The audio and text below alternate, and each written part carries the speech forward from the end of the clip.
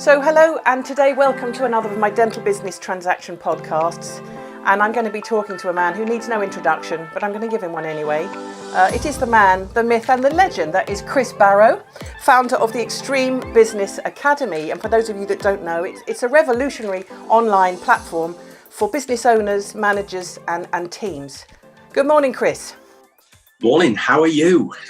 I'm very well, thank you. I think we're both armed with strong coffees, aren't we? Yeah, and you know, it's an absolute pleasure to be with you, Lily. As you know, I'm normally on the other end of this, and I spend a lot of time interviewing other people. So to be actually sat on the couch rather than sat in Graham Norton's chair, it's a really nice change. So thank you. That's good. I've got the handle ready for you, though, Chris. Yeah. Any jip and you're out. Boom. Yeah. Lovely. Now, I think first of all, obviously, we see a lot about you in the social media and the articles and the newsletters you write, and of course your workshops on the road. But let's talk about you, your personal hobbies and your leisure time, because I know you're a super active person. So tell our listeners a little bit about yourself. Oh, my word. Well, from an exercise point of view, I think there's an interesting background to this, which is that I was absolutely rubbish at any form of sport when I was at school. I was one of those kids where if you threw any ball at them, whether it was football, rugby, or even a tennis ball, basically it just kind of hit the side of my body and fell on the floor, and I stood there looking at it. And in fact, you'll recall that kind of legendary scene where they're picking sides for a football team and everybody's lined up against the wall. And I was always the last one. And whoever got to pick me used to go, "Oh, Barrow, come on." And so I actually got to the stage where when I started at secondary school, I was very, very fortunate back in the 1960s to win what you would now describe as a working class scholarship to go to a grammar school. And I was one of the only kids on our street that got the chance of doing that. And I suddenly walked into this grammar school environment that was heavily sport focused, football and cricket and tennis and lacrosse, I remember. And I was just hopeless. So I actually got my mum to write me a sick note every week so that I could wag sports. And I'd just go and sit and do my homework somewhere else in the school. So I emerged from the secondary education system. I was a 16-year-old school leaver with absolutely no physical talent whatsoever. And it was shortly after that, as I was a very junior 16, 17-year-old office boy working for an insurance company in central Manchester, somebody asked me whether I'd turn up and play five-a-side football. I rather reluctantly did so. But I've always been blessed by a fairly small overall physical disposition. In other words, I'm a bit of a short arse. And so they put me in five-a-side goals. And I found a passion. And largely, first of all, because I was small enough. And secondly, because I was stupid enough to throw myself all over the place to try and stop this ball going in the net. I got quite good at it. And we used to play in a five-a-side football league in a place called Ardwick Green in Manchester. And the hall that we played in was actually a territorial army barracks. And the football was built on a concrete pitch. So by the time I was 21 years old, I was a very, very good five-a-side footballer with leather kneecaps because they'd been cut and bruised and ripped so many times that I'd grown about 5 layers of skin. And that was started it. And I carried on as a five-a-side goalie for a while. Then I got into playing volleyball. And I played a team volleyball for, probably about 10, 15 years. Absolutely loved it. And around about 1998, let me start again. Around about 1978, so I would have been about 25 years old, I decided I was going to give up smoking because like every working class lad up north, I'd been smoking since I was about 15 years old. I was smoking and a bit overweight. And a pal of mine at work said, "Why don't you try doing a bit of long distance running?" So I thought, give it a go. First time I ran a mile and nearly died. But I just thought I'd keep going with it. And over time, I really discovered the true passion, which was long distance running. And so I became a runner in 1978. Sadly, I retired from running just a year ago as a result of just an accumulation of injuries, but ran my first marathon, London Marathon, I think it was 1977. And I managed to get 35 marathons under my belt before the body gave in. I am currently and have happily transitioned into long distance cycling. You are, and I can see that because obviously I follow you and I can see how busy you are. And as I said earlier, you guilt shame me every morning because you're up so early in the morning and you achieve more than most people by 9 o'clock. So well done. Obviously, we've talked about your leisure time, but I know you're also a workaholic.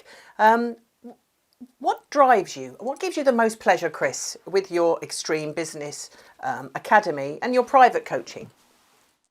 Well, the answer to that is very, very easy. The best day in my life professionally, one of two things. It would either be, primarily it would be an email from a client to say thanks very much for everything that you've done for us. I mean, that is my number one best day at the office. And sometimes people write to me because they've just completed the sale of the business, which of course is why you and I know each other. Some people write to me because they've completed the purchase of a business, or some people write to me because they've achieved whatever it is that they're trying to achieve in terms of their ongoing business career. And, we have a bit of a joke that nobody ever contacts me because they're happy. People call me because they've either had enough of one thing or they want some more of another thing. And they need somebody to act as a catalyst to help them to transition from where they are to where they want to be. And dentistry, I'm 26 years in dentistry now, and it's been a complete and utter blessing because pretty much every friend I've got socially is one that has arisen through the job nowadays. I don't know my neighbours' names, but I've got friends literally all over the world through dentistry. So my best day is a thank you email, or sometimes, and not so often nowadays, somebody coming up to you after a workshop or a trade show or whatever and just saying, you know what, I just want to say thank you. I heard you speak 5 years ago. I took away a lot of what you said. I put it into practice. It's made a big difference. That's number one. I agree. Number two, I think, and I'm going to be very, very transparent about this. I'm an only child of one alcoholic parent with mental health issues. And that meant that I spent a lot of my youth in an isolated situation. And so I make no apologies for loving the applause of an audience. I make no apologies for loving the recognition of either an article or a blog post well written, a podcast well received. And that applause, if I can use that word as a metaphor for the appreciation that you get, that really is a driving force for me. I'm probably still trying to replace some of the parenting that I missed out on. But if that's what drives you, that's what drives you. And I was very, very fortunate that back in the 90s, I went through a lot of personal coaching as a client. And I also went through a lot of what you now describe as counseling and therapy as a client. And it helped me to understand a lot about myself. And realized that the reason I'm out there all over social media, all over speaking, all over writing, and as somebody once said, Chris Barrow will turn up at the opening of an envelope. It goes back to that initial lack of appreciation earlier in my life, and probably the fact that I'm still trying to compensate for that all these years later. Fortunately, I've been able to channel that into something that's become very productive and profitable. Chris, that was so honest of you. Thank you ever so much for sharing that with me. And I mean that because I think that a lot of people are embarrassed to talk about issues such as you've touched upon there, and I love some of your very small little bitey blogs that you do when you put them out. I think what do you call the series, the little mini ones that you put out each day, or you had a series of very short 5 a day thing that we did, 5 a day. And they make so much sense. But one of the things we often talk to clients about, or if I'm talking, for example, we're at a seminar, is we say, the first thing you've got to do is surround yourself with people you trust. Surround yourself with a team, because everything in life can be very daunting, especially when you're looking to perhaps sell or buy a practice. If you surround yourself with people that will look after you, look out for you, and give you advice that's honest and not driven for their own purpose and gain, that gives you so much confidence, doesn't it, in people, because you're sharing the burden. And we talk to many clients that have issues such as you've touched upon there. And I think that having a business coach, the services that you give, does give people a lot of comfort, a lot of satisfaction. You're guiding them. You're a bit like a shepherd. You're a border collie in human form. I described that once at a seminar. I said to the audience, I said, what do we do? We're like a combination of a border collie moving you along, tucking you in the gate, shutting the gate. Oh, there's one out. We're like a fireman. We put out fires. We're like a relationship counsellor. We do all of these things, and then it left them with quite a vision. But that's what you do as well. Okay, let's talk about what drives you crazy. What drives you crazy when you meet clients, perhaps, or you see situations arising? Oh my word! Again, I'm going to be predictably authentic about this. One thing that drives me crazy is unwanted interruptions. And because I am fortunate enough to be very focused and very self-disciplined, and so I will zone my diary, and there'll be certain times of the day when I'm doing certain things. By the way, I'm probably the easiest person in the world to kidnap, because my life is a series of extraordinarily predictable routines, both personally and professionally. You know, you've said it yourself. I get up at the same time every day. During the week, I do the same things at the same time every morning. I have a certain structure to my day, which is extraordinarily well established. And I'll probably not. I'll have to not make any apology for saying that I allow that structure to command a great deal of my personal life as well. I remember a client once saying to me, do you ever do anything spontaneously? And my reply was yes, for 1 hour at 3 o'clock every Saturday. And it took the client a while to figure out the joke. But you know, I'll give you an example. We've been on holiday to the same location for the last, I think it's 15 years now. And we found a place, we fell in love with it. We go back there every year. We've never bought, it's in Greece. We've never bought a home over there because we don't want that degree of commitment. But the same 2 weeks in July, we go to the same place in Greece, and we stay in the same place every time. And actually, in the 14 days that we're there, we have a pretty rigid routine in terms of what it is that we do on what day. Now, of course, there are some people listening to this that will say this is the most boring guy in the world. But actually, it's predictable.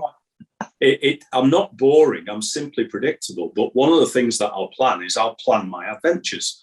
So somebody asked me at a seminar a few years ago, what's the best business decision you ever made in your life? And my answer then and now is back in 1996, when I was a father, co-parenting 5 young children and a workaholic. And I made a decision that I was going to take 12 weeks vacation every week every year for the rest of my life.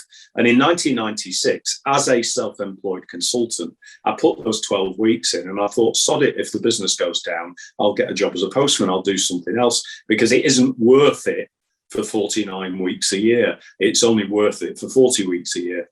And my kids now, who are all adults, they've all grown up and left the nest, but they will tell you that one of the greatest memories that they've got of their childhood is the amazing things that we used to do during those vacation weeks, some of which were overseas when the budget allowed it, some of which were at home in the UK if the budget was a bit tight, and some of which we spent at home when we were broke.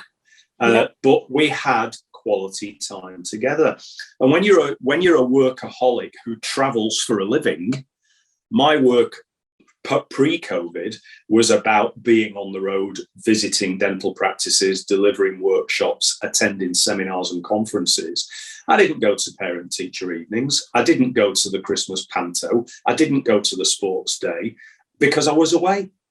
And so I made sure that those 12 weeks I was there and we had quality family time. And that then and now was a great decision. So I organised my personal time as rigorously as I organise my professional time as well. And I set myself targets. I set myself a target to read 30 good quality non-business books every single year. And I always hit that target. I set myself a target of cycling. Nowadays, I want to cycle 5,000 kilometers in a year, and I'll hit that target. When I was a runner, it was a different distance target. So I'm constantly setting goals, setting targets. And I'll even set myself a target to say I'm watching a box set on television and I'm going to get to the end of that box set by the end of the month. I love working in that environment because it keeps me motivated. But there's plenty of variety, perhaps not a great deal of spontaneity. Yep. And I've got to ask you the question before we move on to the next subject is what happens if you don't make those targets? Because life has a habit of getting in the way, Chris. Do you get agitated or do you just put in more hours to achieve that target, tick that box? No, I'll drop it. I'll walk away from it. There was a year back in, it was the early 2000s where we were involved in an enormous house move. We actually went to live overseas for a period of and it became a very complex and complicated situation. And as a result of that, it was absolutely impossible to meet the target on vacations. Let it go. COVID came along and I took all my tickets for 2020 and I just ran them through the shredder in the corner of the office because just like everybody else, notwithstanding the tragedy of the coronavirus, the reality is that every single one of us had our routines thrown in the shredder. Didn't we? Isn't it great to get back to normal now? I'm loving it. And 2020 was what I describe as the ultimate Zen experience because you lived it one day at a time. You had to be present in the moment. So all of my targeting, I do 90-day targets every quarter day. I spend a lot of time working on it. Marginal gains, David Brailsford territory. And all my quarterly goal setting in 2020 went in the bin. Yep. And I just said, okay, I'm going to turn up every day like everybody else and I'm going to see where it goes. But of course, now, here we are in October 2021. There is a degree of normality beginning to creep back into the landscape. And so I'm now putting those targets back in place, but with some refinements, because one of the interesting things about the pandemic is that there are some things that we're going to leave behind in 2020 and say, I was doing things before COVID-19 that might have been damaging me. There might have been things that I didn't enjoy, and I'm not taking them into 2022. I'm going to leave them behind on the shore. Wave bye-bye. It's quite liberating, isn't it? We had business coaching as well in the start of COVID, and it was the best thing we ever did. It was like the ultimate sort of safety net swinging below us. We follow the EOS operating system, and it's having those targets, having some kind of structure. And we do, we have our 90-day, we have our quarterly meetings, and we all set ourselves goals to achieve. And it does give you that drive when you know that you've set them and you have to achieve them. And if you don't, then obviously there's that feeling of, hang on a minute, it's what's important. It's prioritising, isn't it? What's important. And it does help you. It goes back to what I was saying about having a team around you and having business coaching put us in, I would honestly say, hand on heart, the best position our company's ever been in. We've come through it stronger and better with a real understanding, and goodness me, we had enough time to sit down and dig into it, dig deep in that time, but it's really good. And having that, surrounding ourselves with that expert knowledge, we now know, we all learn as well. You learn from mistakes. You don't look back. You always look ahead and look forward. You just don't make those mistakes again. Now, I'm going to ask you, Chris, top 10 predictions for 2022. I'm like you, Lily. I get a chance to metaphorically sit in a hot air balloon that floats about 30,000 feet above dentistry, and we get to look down and we're not wrestling with the day-to-day requirements of delivering dentistry to patients. and that just horrendous landscape that a lot of our clients are operating in. So from the perspective of that metaphoric hot air balloon, you can look down at the industry, at the landscape, and try and spot trends. So I don't want to say predictions because I think that's a bit black and white, but I want to talk about trends, things that I'm seeing as trending. And I'm going to do it a bit like Tony Blackburn reading out the hit parade. I'm going to give you number 10 first of all. We'll reverse back to number 1, all right? Okay. So my number 10 trend, 10th in the hit parade, is what I'm going to loosely describe as corporate culture, and in particular culture and confidence. So what do I mean by that? And I am going to have to mention here my very, very close friend Mark Topley, who formerly was Chief Executive of Bridge to Aid, the dental charity. Now Mark is a freelance advisor on corporate social responsibility and on leadership, and he's extraordinarily talented in that respect. And by the way, you should get him on for one of your interviews.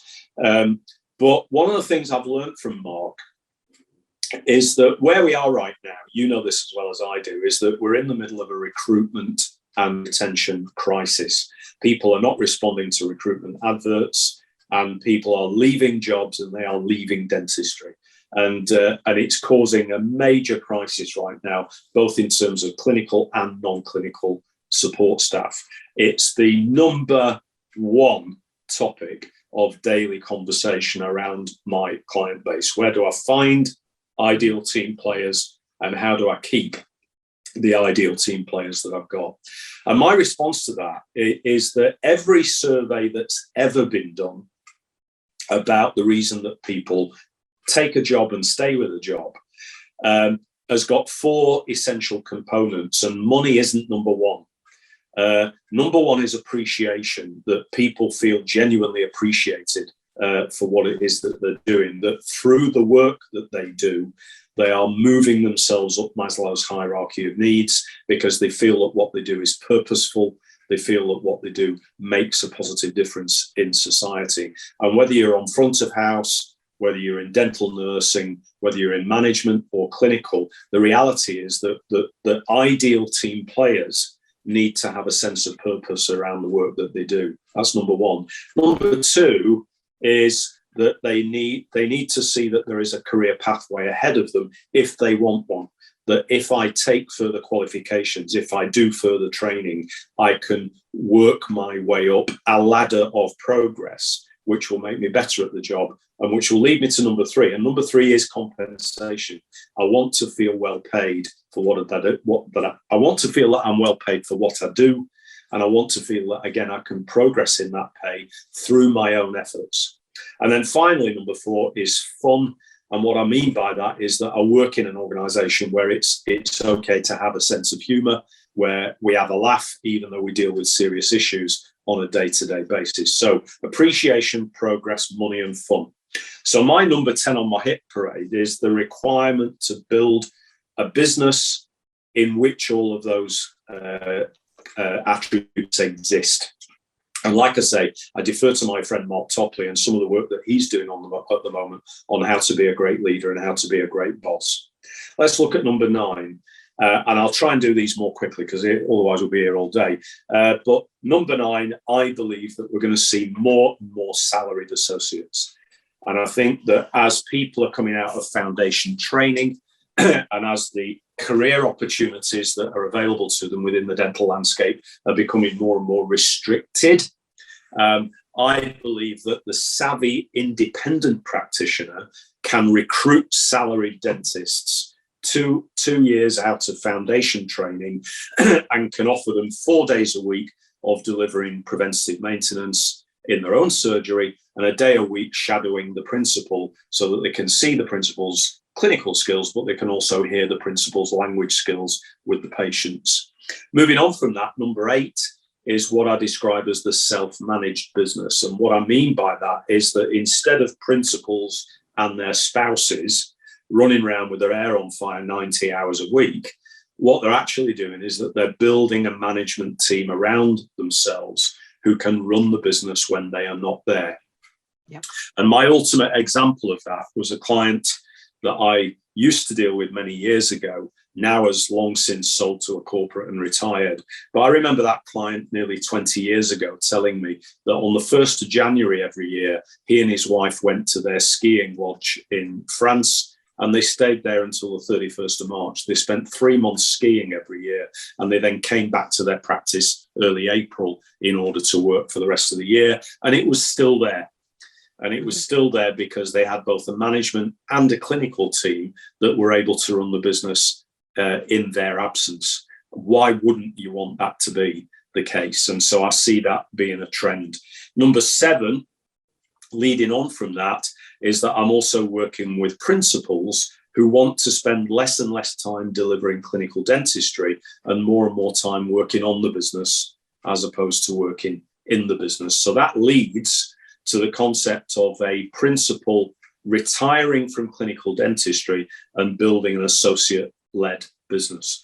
And I'm doing a lot of work with my clients on that in order to reduce their impact, the impact of their production. Because again, as you know, the more of the gross turnover generated by the principal, the less the goodwill value of the practice should they want to sell. So it's in their own interest to get maximum exit value for the practice to reduce their own clinical production, which leads us on to number 6. So number 6 is my support and encouragement for the rise of the skilled dental therapists.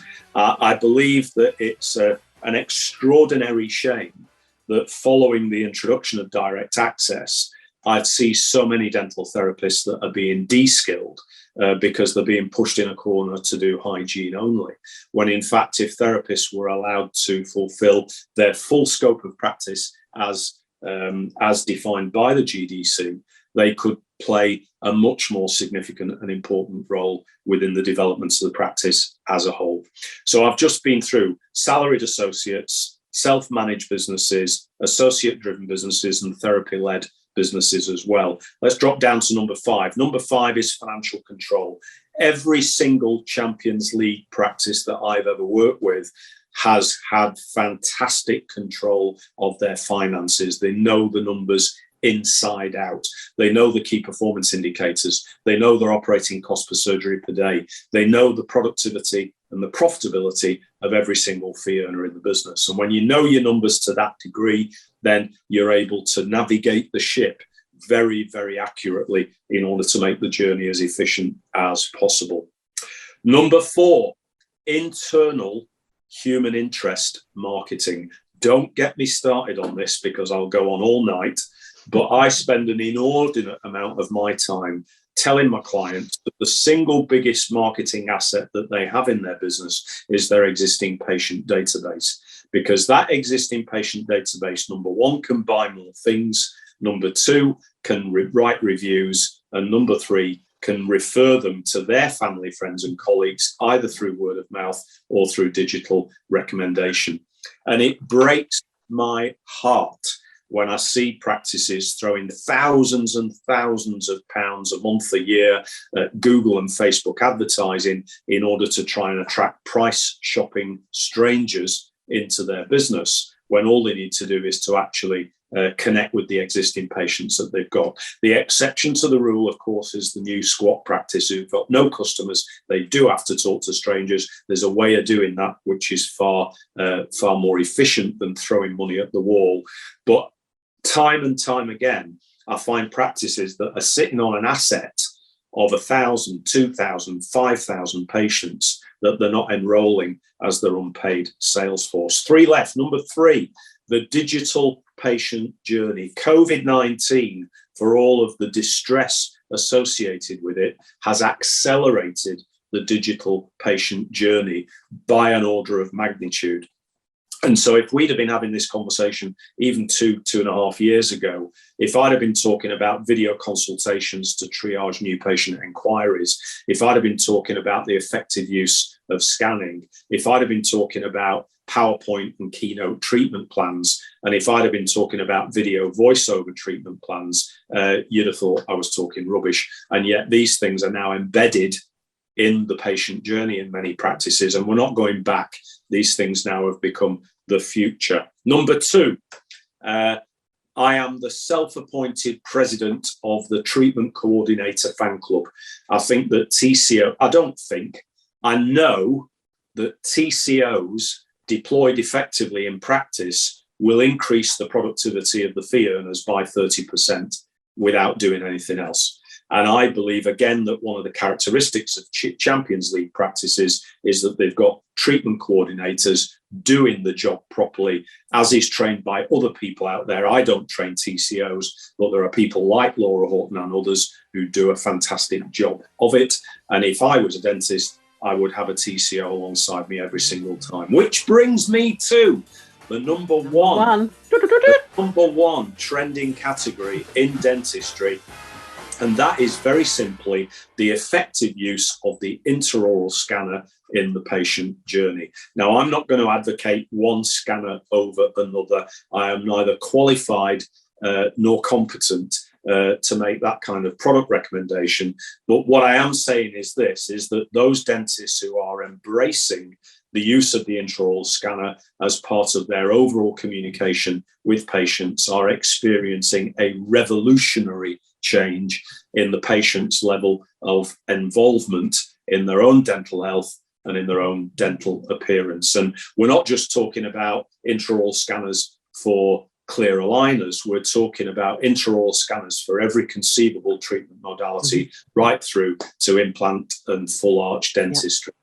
Yeah. And one of the great privileges that I've had over the last 12 months is that I've been hosting a series of European webinars from Align Technology, which have been about iTero, but I've seen some of the best dentists in Europe and from around the world talking about how they use intraoral scanning as part of their overall patient journey. It's been a revolution. And the mantra that I have with my clients is very simple: scan every patient, every visit. Simple as. And if you start doing that, and if you make the time to do that, your business will explode. So there's your hit parade. You've given some really good bullet points there for people, and some people will resonate with some of them, all of them, but that's an excellent run through of your recommendations, your predictions and your gut feel for 2022. Thanks ever so much for your time today. It's been really lovely to talk to you. Lots of fun. I wish you all the very best. Keep up your incredible energy, your passion, and I wish you all the very best. And if I don't see you before, I'm going to wish you a happy Christmas. No, it's a bit early for that, isn't it? Oh my God! It's too early for that. We won't do that. So we saw our first Christmas tree in somebody's living room last week, and I have a personal tradition actually, which is that every year, whichever of our local supermarkets is the first one to put the Christmas decorations up, I always go to the store manager and ask him to direct me to the Easter eggs. I just love doing it. I bet they love you. I saw some mince pies in my local supermarket and I just tutted. I was feeling a bit like a miserable old Grinch, you know. Here we go. Chris, it's lovely to talk to you. All the very best. Thanks for your time. And I look forward to talking to you again in the new year. We'll see how your predictions are coming along. Thank you. Lovely. Thank you, Chris. Bye.